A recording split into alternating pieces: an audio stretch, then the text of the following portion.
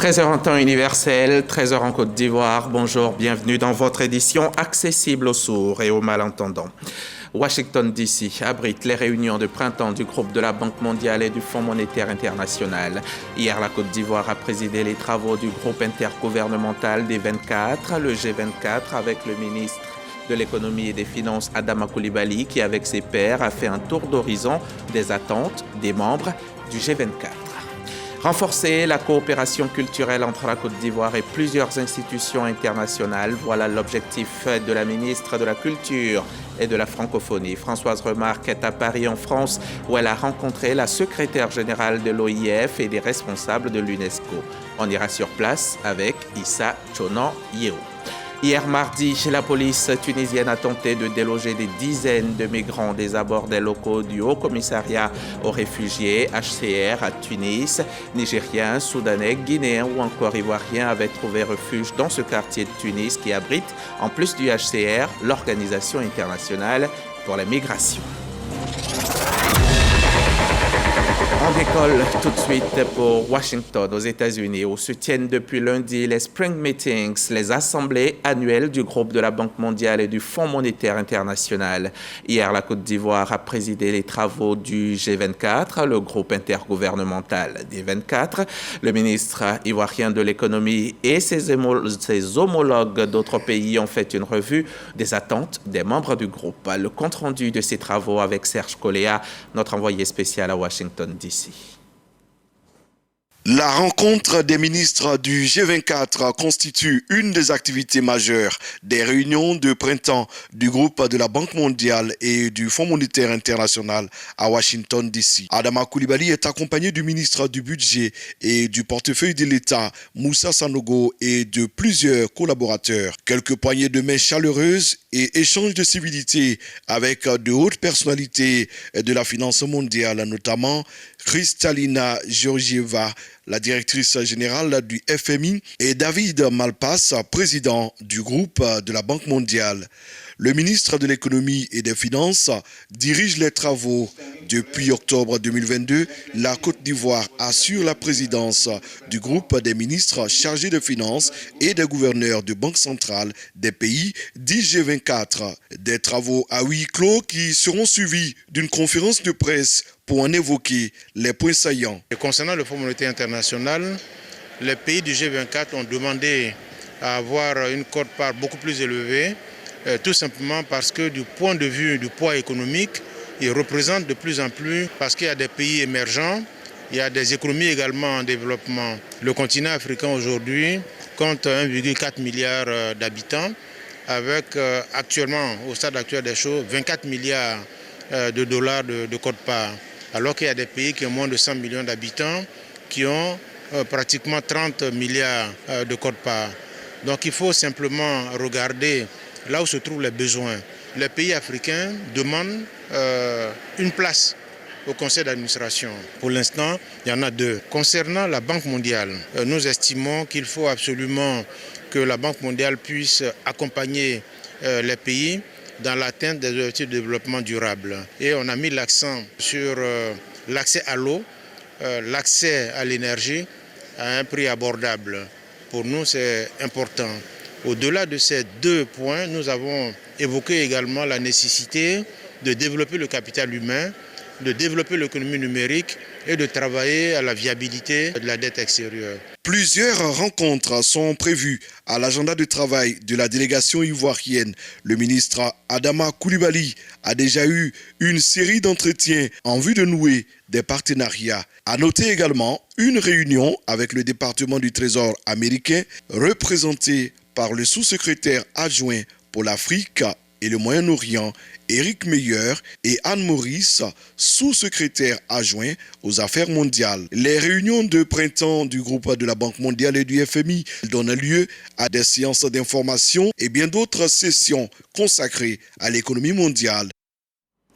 Sur le plan culturel également, la Côte d'Ivoire renforce sa coopération avec plusieurs institutions internationales. C'est dans ce cadre que la ministre Françoise Remarque est en ce moment à Paris, une visite de travail au cours de laquelle l'émissaire du gouvernement a échangé avec la secrétaire générale de l'Organisation international de la francophonie et aussi avec plusieurs responsables de l'UNESCO, l'Organisation des Nations Unies pour l'éducation, la science et la culture. Depuis Paris, le témoignage de Issa Chonayeo et Ulrika Dongo. La ministre de la Culture et de la Francophonie à Paris, en France. Au menu de son calendrier, plusieurs séances de travail avec des responsables d'institutions internationales. Première escale, l'OIF, Organisation internationale de la francophonie. Porter un message de soutien et de félicitations du président de la République à l'occasion de sa brillante élection à Djerba. Et nous lui avons aussi dit que nous souhaitions poursuivre les relations et la coopération entre la Côte d'Ivoire et l'OIF. Elle nous a bien sûr remerciés et nous a demandé de traduire toute sa reconnaissance au président de la République. Françoise Remarque met à profit cette visite à la plus haute instance de la francophonie au monde pour aborder la question de la coopération entre l'institution et la Côte d'Ivoire. Cette année a été décrétée par le président de la République année de la jeunesse et l'OIF compte aussi s'inscrire. Nous avons évoqué plusieurs sujets, un sujet autour des industries culturelles et créatives, car dans notre feuille de route, au niveau de la feuille de route du ministère, nous souhaitons que la Côte d'Ivoire soit le hub des industries culturelles et créatives afin de répondre à la vision du chef de l'État dans le PND 2021-2025 qui souhaite que la culture soit un élément majeur en termes d'employabilité, en termes de croissance et d'employabilité auprès de nos jeunes. La ministre de la Culture et de la Francophonie s'est réjouie du fait que l'ambassadeur de la Côte d'Ivoire en France, Maurice Kouakou Bandama, ait pris la tête du comité d'adhésion et de sélection des pays candidats à l'OIF. Une autre séance de travail tout aussi importante, celle de la ministre Françoise Remarque et des responsables de l'UNESCO. Plusieurs questions ont été abordées, dont celle des industries créatives culturelles, ICC. Les deux parties ont convenu de travailler en synergie pour relever les défis de l'industrialisation de la culture sur le continent et particulièrement en Côte d'Ivoire. Et justement, on rentre en Côte d'Ivoire. Monsieur Jeannot Ahoussou-Kouadio, président du Sénat, convoque, mesdames et messieurs les sénateurs, à la séance plénière relative à l'ouverture de la session ordinaire 2023 qui se tiendra le jeudi 13 avril 2023 à 9h à la Fondation Félix Houphouët-Boigny pour la recherche de la paix. Ce communiqué tient lieu de convocation. Souvenez-vous, après la présidentielle de 2010, la Côte d'Ivoire connaissait une grave crise post-électorale qui avait abouti à la guerre jusqu'au 11 avril 2011. Aujourd'hui, que nous sommes en 2023, 12 ans après cette crise, presque jour pour jour, où en est-on ? Comment se porte la Côte d'Ivoire au niveau économique, social et politique et quel impact sur le quotidien des populations? Élément de réponse avec Michel Digré, chef du service politique de la rédaction de RTI. 11 avril 2011, après 5 mois de crise post-électorale, l'ex-président Laurent Gbagbo est arrêté à sa résidence. Et pourtant, l'élection présidentielle de 2010 avait suscité beaucoup d'espoir après une dizaine d'années de crise militaro-politique. La réussite du premier tour du scrutin du 31 octobre 2010 avait laissé croire aux Ivoiriens qu'une transition pacifique entre un chef d'État sortant et un président entrant était possible. Mais les contestations issues du scrutin du second tour plongent le pays dans la tourmente avec plus de 3000 morts et plusieurs blessés qui garderont à vie les séquelles de cette crise. Mon problème, je veux qu'il y aura de la paix dans le pays.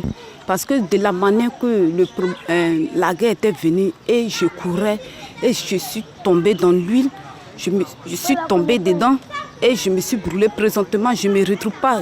Finalement, c'est le 21 mai 2011 que le président Alassane Ouattara est investi à Yamoussoukro.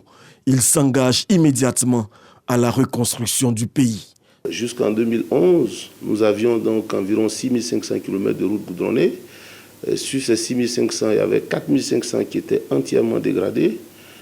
Depuis que le président est là, sur les 4500 dégradés, On a réhabilité un peu plus de 2500, donc ils sont devenus donc des routes neuves. On a construit d'autres routes neuves et nous pensons que d'ici fin 2024, le réseau bitumé va passer donc de 6500 km en 2011 à peu près 9500. Ce sont des investissements globalement qui dépassent les 5000 milliards de francs CFA. Infrastructures routières, sanitaires, universitaires, mais également sportives, c'est tout le pays qui est en chantier. Le président de la République a voulu que, au sortir de cette crise, que le sport soit source de création du bien-être des Ivoiriens, que le sport apporte la sérénité et la cohésion sociale, mais aussi que le sport soit source de création d'opportunités et de richesses pour les jeunes générations. C'est pour cela que beaucoup d'investissements, jamais depuis l'indépendance de notre pays, l'État n'a autant investi dans la filière sportive. Concernant les infrastructures de la CAN 2023, à Korogo, à Yamoussoukro, à Bouaké, à Abidjan et à San Pedro, se sont développées de nombreuses infrastructures, des terrains d'entraînement, des stades de compétition et des cités CAN. Au plan diplomatique, la Côte d'Ivoire se repositionne sur la scène internationale. En octobre 2016, face au corps diplomatique accrédité en Côte d'Ivoire, le chef de l'État affiche l'ambition du pays. La Côte d'Ivoire est candidate pour un siège de membre non permanent au Conseil de sécurité de l'ONU. Notre expérience de collaboration réussie avec l'ONUCI peut contribuer à faire évoluer fondamentalement les opérations de maintien de la paix. Je voudrais donc en appeler à la mobilisation de toutes nos missions permanentes, ambassades et consulats généraux, pour porter très haut notre ambition, afin qu'au terme du scrutin de juin 2017, l'élection de notre pays au Conseil de sécurité se transforme en un véritable plébiscite. La Côte d'Ivoire est élue au Conseil de sécurité en juin 2017. Depuis lors, l'offensive diplomatique du pays est en marche. La réconciliation nationale n'est pas en marge de cette dynamique de reconstruction de la nation. Les exilés sont de retour au pays. Après leur procès à La Haye et leur acquittement par la Cour pénale internationale, Laurent Gbagbo et Blé Goudé ont retrouvé la mère patrie et mènent librement leurs activités politiques. Je suis venu. Mon rôle n'est pas de vous révolter. Parce que ce pays a été blessé. Ce peuple a été traumatisé. Le peuple que vous êtes là, vous avez besoin d'un discours qui vous rassure. Il a d'abord réussi à restaurer l'autorité de l'État, assurer la sécurité des personnes et des biens dans ce climat de confusion totale et garantir la sécurité de la Côte d'Ivoire tout entière. Garantir la libre circulation des personnes et des biens sur le pays. Et voici 12 ans que la Côte d'Ivoire est stable. Voici 12 ans que notre armée, notre police, notre gendarmerie, tout est structuré et tout est à nouveau républicain. Les jeunes constituent une priorité dans l'action gouvernementale. Vous savez que la décennie de crise que nous avons connue a beaucoup impacté les jeunes. Nous avions, selon les statistiques, autour de 100 000 jeunes qui se retrouvaient dans différents groupes armés. L'un des défis qu'on avait au lendemain du 11 avril 2011, c'était donc le désarmement et la réinsertion de ces ex-combattants.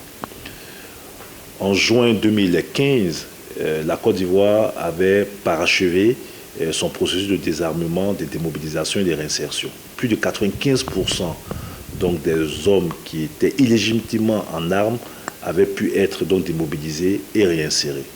Avec la relance économique, beaucoup de projets ont été lancés dans tous les secteurs d'activité. Le pays a été remis en chantier. Et sur la période 2012, 2017, 2018, c'est un peu plus de 2 800 000 personnes qui ont pu avoir donc une opportunité d'emploi. 12 ans après la fin de la crise post-électorale, les trois grands leaders de la scène politique en Côte d'Ivoire peuvent à nouveau se parler. Le chef de l'État invite les Ivoiriens à consolider tous ces acquis. Je vous invite à aborder l'avenir avec confiance et à unir nos forces pour bâtir ensemble la Côte d'Ivoire de demain.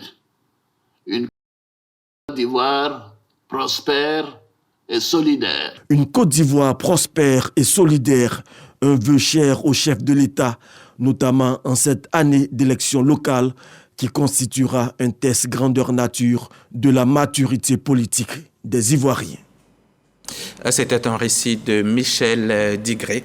On en vient aux infos coronavirus.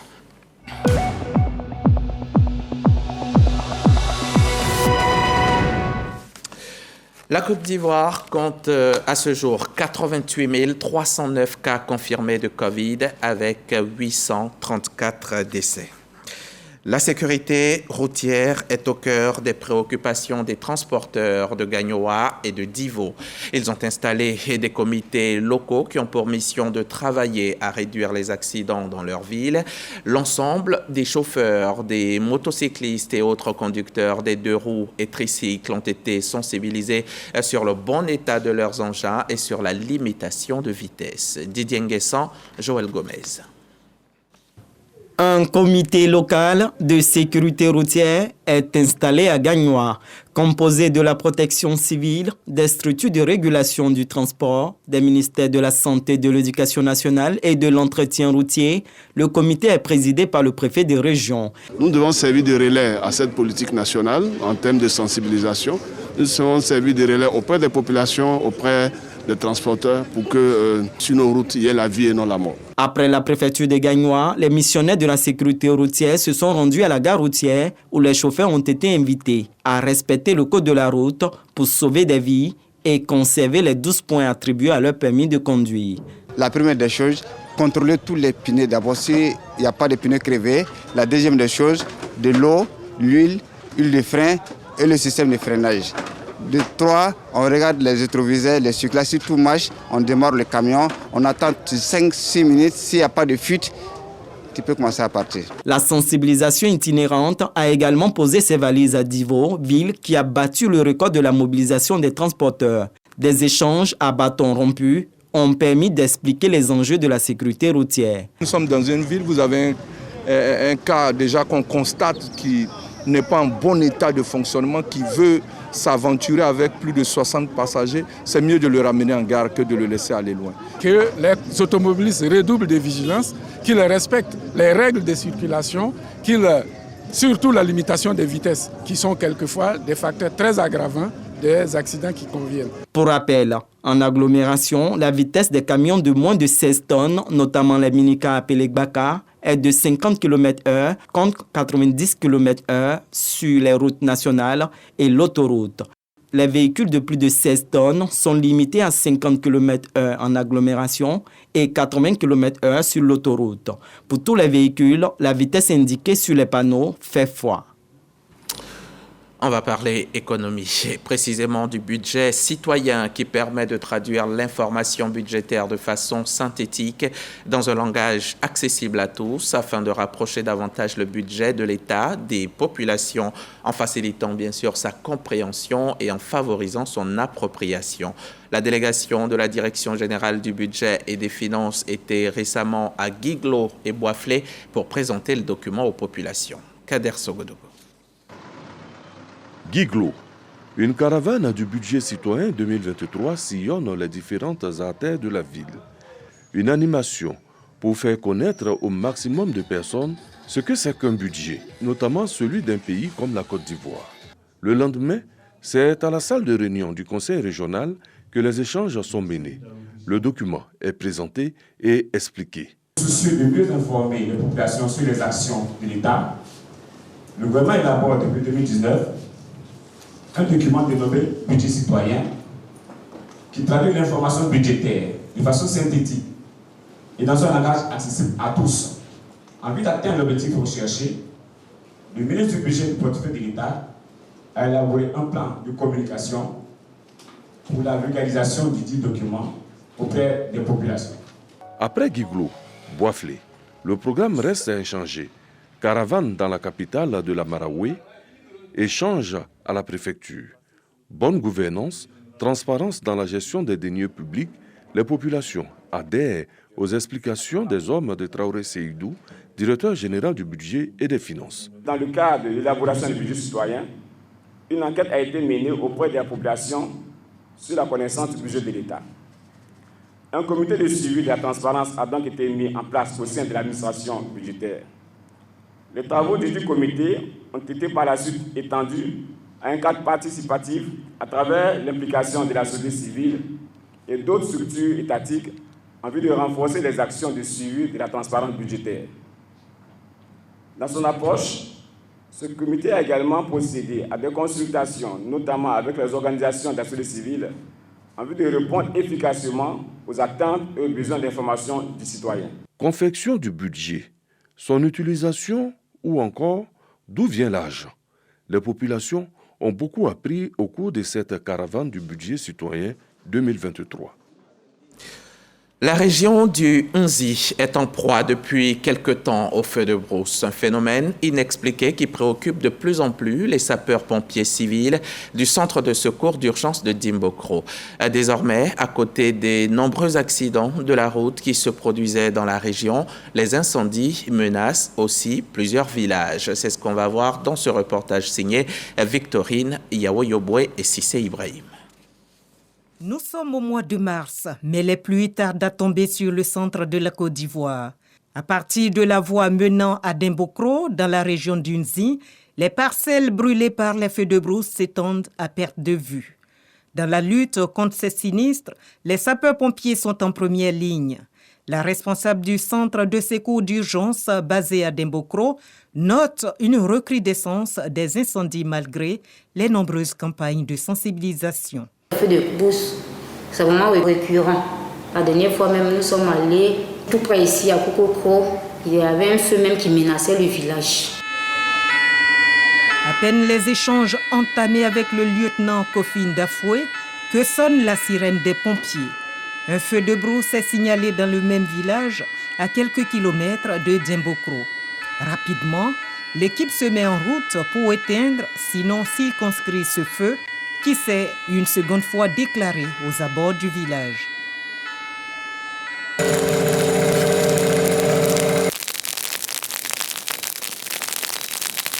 Voici, on constate le feu encore. Le constat est triste. Actuellement, nos agents sont à pied d'œuvre pour éteindre ce feu-là. Sur place, le président du comité villageois contre les feux de brousse témoigne. Moi, j'étais au village à midi, à 14h, on dit il y a feu.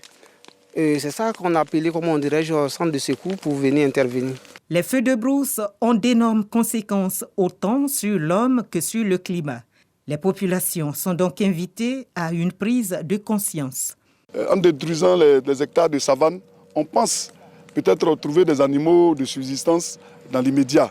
Mais nous ne sommes pas en train de faire avancer le désert. Et aujourd'hui, vous constatez qu'il fait très chaud à Dimbokro. Ce sont les effets de ces feux de brousse. Depuis novembre, il n'a pas plu jusqu'à maintenant. Nous avons besoin que les populations nous accompagnent dans la lutte contre les feux de brousse. Heureusement, après cette rude sécheresse, les premières pluies ont commencé à tomber sur le centre du pays en ce mois d'avril, ce qui est un grand soulagement pour le centre de secours d'urgence de la région du Nzi. C'est donc une bonne nouvelle. On va donc faire la fête. Pakino à Onguyakro, sous-préfecture de Molonou. Une occasion pour les ressortissants de Dibingue-Sankro à Sankro, Onguyakro, Sénikro de célébrer la construction d'un village, un centre de santé et la réalisation prochaine d'un foyer polyvalent. On va à Onguyakro où nous attend Sam Kona. Célébration de la fête de la Pâque ou Pakino en pays baoulé, les fils et filles du village de Onguyakro dans la sous-préfecture de Molonou n'ont pas voulu manquer ce rendez-vous. Ils sont venus nombreux de toutes les contrées du pays pour communier avec leurs parents. Depuis Aboisseau, on a décidé cette année 2023 venir fêter avec les frères. Donc vraiment c'est une joie de retrouver les parents ici présents. Ils sont là-bas à Miyagi, à Daloa, sous-préfecture. Il faut envoyer les enfants là, puis connaître les parents, voir comment les choses se passent chez nous. Plusieurs activités étaient au menu de Pakino 2023 à Onguyakro. Entre autres activités, des matchs de football, un concours à Oulaba et surtout la grande réunion de la mutuelle pour parler de développement. On a des besoins. Par exemple, nous n'avons pas de centre polyvalent. Et donc, ces réunions que nous faisons nous permettent de réfléchir comment acquérir un centre polyvalent. Pakinou au village, c'est également un moment de partage du repas en famille. Et Pakinou a été célébré presque partout sur le territoire national. À Tolakro, dans la commune de Tiasalé, les populations ont bénéficié de vivres, de semences et de produits phytosanitaires de plus de 8 millions de francs CFA. Un don fait par Alpha Sanogo, un cadre de la commune. Depuis Tiasalé, le reportage de Jean-Marc Djedji. 40 sacs de riz, des bidons d'huile et des plaquettes de cubes d'assaisonnement aux populations du village de Tolakro, localité située aux encablures de la commune de Tiasalé. Un don qui vise à soulager les villageois en cette période de festivités liée à Pakinou. Une action d'Alpha Sanogo, cadre de Tiasalé. À cette occasion, les autorités politiques et administratives de la région de Lagnébi-Tiassa ont réitéré leur engagement à soutenir ce genre d'initiative. Pakinou, comme les Baoulés veulent l'appeler, est une rencontre extrêmement importante pour la communauté baoulée, car c'est l'occasion de faire le bilan, de donner une belle orientation en matière de développement de leur localité. Je voudrais donc saluer le parrain à travers ces dons s'inscrire dans la logique de cette fête appelée Pakinou, en vous offrant des produits phytosanitaires qui, je suis convaincu, permettra à certains d'entre vous d'engager de meilleures activités génératrices de revenus. Le donateur a exhorté les populations à prôner la paix pour un développement durable. Nous avons aussi voulu mettre en œuvre la politique du président de la République qui a demandé que cette année soit l'année de la jeunesse. Et pour mettre en œuvre cette politique-là, nous avons fait don de produits phytosanitaires aux jeunes de Tolakro pour qu'ils se mettent au travail. La semaine prochaine, nous mettrons au travail 200 autres jeunes dans la culture du riz, en leur donnant des semences et des produits phyto. En marge de la célébration de Pakinou 2023 à Tolakro, Alpha Sanogo a fait des dons de semences, de maraîchers, de vivriers, de produits phytosanitaires aux jeunes, des motocyclettes aux chefs du village et à la coopérative agricole des femmes de Tolakro. On rentre à Abidjan, on se rend à la salle des fêtes de l'école de police où on va prendre part à cette cérémonie de remise de vivres et de non-vivres à plusieurs veuves issues de l'amicale des épouses des membres du corps préfectoral et de l'Association nationale des épouses de policiers de Côte d'Ivoire, une initiative de l'épouse du ministre de l'Intérieur et de la Sécurité. Plus de précisions avec Walter Amadou Ouattara. C'est avec plaisir qu'elle reçoit ces kits des mains d'Alimata Diomandé, l'épouse du ministre de l'Intérieur et de la Sécurité. Les bénéficiaires principales sont des veuves de l'Association nationale des épouses de policiers de Côte d'Ivoire. Avec elles, leur sœur de l'amicale des épouses des membres du corps préfectoral. Notre amicale a fait l'objet d'une attention toute particulière grâce à vos conseils avisés, avec une mobilisation exceptionnelle qui a porté le nombre de membres de 103 à 370. Je suis obligé ainsi de heurter votre humilité et votre discrétion parce que vous aimez donner sans rien attendre. Ainsi, souhaitons-nous d'abord manifester ici notre reconnaissance à notre marraine, notre soutien de toujours, Maman Fakondo Diomandé. Nous voudrions également remercier votre époux pour sa détermination à améliorer le bien-être de l'ensemble des policiers de Côte d'Ivoire. Pour la donatrice, cette remise de vivres et de produits d'hygiène constitue un geste de partage en cette période de jeûne. Elle permettra également aux familles chrétiennes de passer d'excellentes fêtes de Pâques. La cérémonie qui nous réunit est celle du partage, de la solidarité et de la fraternité. Mes chères sœurs, sachez qu'être veuve ou veuve n'est pas une fatalité. Le ministre de l'Intérieur vous porte dans son cœur. Tenue à la salle des fêtes de l'école de police d'Abidjan, cette action, selon les initiatrices, s'inscrit dans le cadre du programme de gouvernement Côte d'Ivoire solidaire. Hier mardi 11 avril, la police tunisienne a tenté de déloger des dizaines de migrants des abords des locaux du HCR, le Haut Commissariat pour les réfugiés. De Soudan, Nigériens, Soudanais, Guinéens ou encore Ivoiriens avaient trouvé refuge dans ce quartier qui abrite en plus du HCR l'OIM. 80 interpellations ont eu lieu à la suite de ces heurts. Le ministère de l'Intérieur a précisé que le délogement des migrants avait eu lieu à la demande du bureau du HCR à Tunis. Fin de ce flash, fin de ce journal. Merci de l'avoir suivi. Je reviens demain à 13h.